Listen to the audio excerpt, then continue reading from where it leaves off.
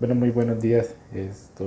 Nosotros somos el grupo I y queremos hablar sobre el smog, contaminación en el aire. Los compañeros que conforman el grupo son Paola Díaz, Yanela Juliana, Nicolás Puente y Aldo Franz Parr. Eh, lo primero que queremos comenzar es definiendo lo que significa el smog. ¿Sí? El smog es una palabra poco habitual, ¿sí? Que proviene en inglés, es una mezcla de smog, fog, humo y niebla.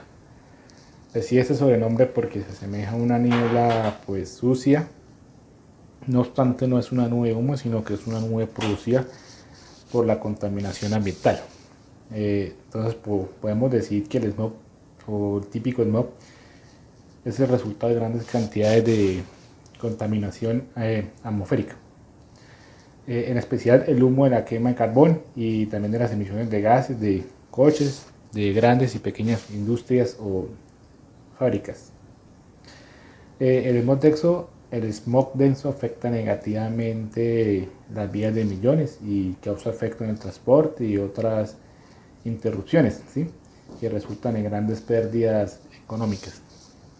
Debido a que el material particular reconocido como una contribución importante en la contaminación y durante la última década pues se ha venido estudiando mucho sobre este efecto, ya que depende de donde se produzca, varía según sus fuentes, variabilidad estacional, composición química y diferentes interacciones. Para conocer las causas del smog, pues tampoco es necesario ir demasiado lejos. Básicamente, con mirar la atmósfera y buscar el origen de los gases contaminantes es suficiente. Entonces, la realidad señala tres causas del smog como principales factores o focos del problema.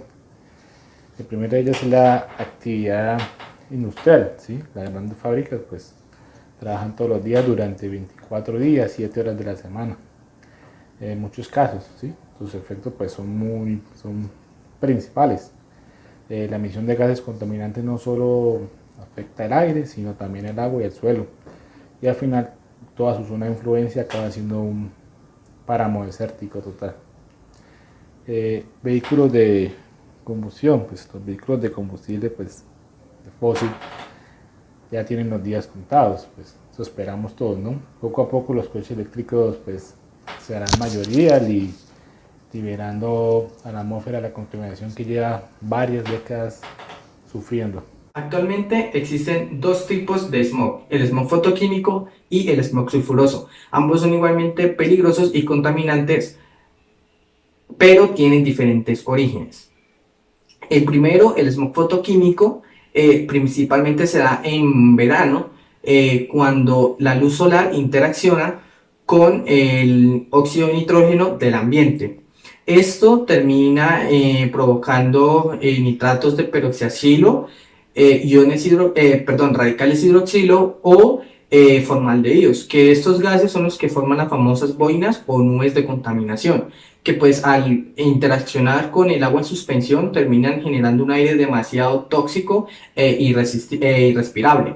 Por otra parte está el smog sulfuroso, que pues también se conoce como contaminación industrial y pues principalmente se da en países industrializados. Pues esto consiste en una quema de carbón que termina en óxidos de azufre. Estos óxidos de azufre pues al interaccionar con el agua en suspensión termina generando el ácido sulfuroso, que pues es lo que se conoce como lluvia ácida. ¿Sí? El smog sulfuroso es una nube demasiado densa y es altamente tóxica y nociva no solo para personas, sino también para la fauna y la flora.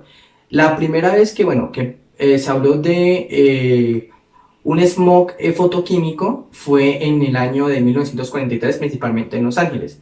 Y además de esto, pues se está evitando el smog, países industrializados están evitando generar smog sulfuroso. ¿Cómo lo hacen? Pues existen instalaciones específicas de dispersión. Sin embargo, estas instalaciones son demasiado costosas y pues muchos países en desarrollo no han sido capaces de generar este mecanismo. El artículo del que escogimos para esta exposición, que sería se titula Eliminando el problema de las partículas del smog. Ese es un artículo que está centrado y se realizó con base a un estudio del norte de la India por la mala calidad del aire en el invierno.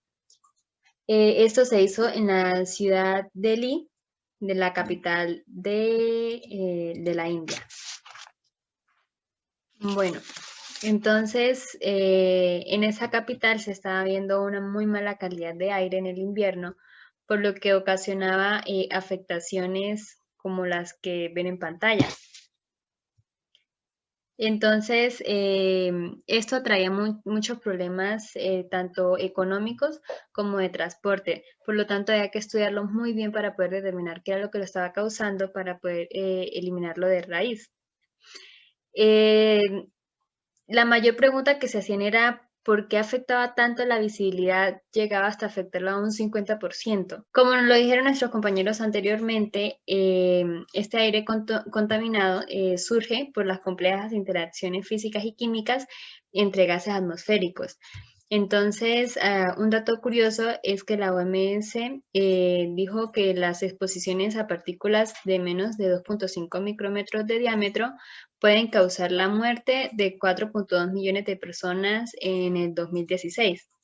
Entonces, por esto es tan importante abarcar este tema. Y otro dato curioso es que las regiones en las que mayor se presenta este problema es en los países de bajos recursos, de bajos y medios recursos, que presentan un dramático 90% de muertes. Y también hay que tener en cuenta que las regiones en las que también puede haber una mayor densidad del smog va variando dependiendo del tipo y de la fuente que lo produce. La contaminación, por esto, la contaminación que hay en Delhi es muy diferente a la que hay en Beijing y muy diferente a la que hubo en la Gran Niebla de Londres en 1950. Por lo tanto, saber la composición química del material particulado es muy importante porque determina la capacidad de absorción del agua que tienen estas moléculas en la atmósfera.